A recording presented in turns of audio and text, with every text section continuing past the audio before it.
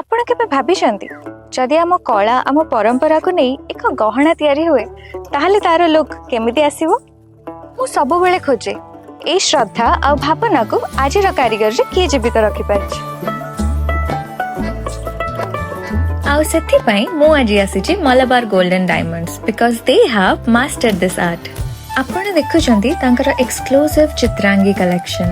ये खाली सुना नुहे, it's a tribute to the artistry of Bengal and Odisha. प्रतिटी कर्व रे मिसिछि आम परंपरा आजिर एलिगेंस सह the poetry of tradition woven in jewellery.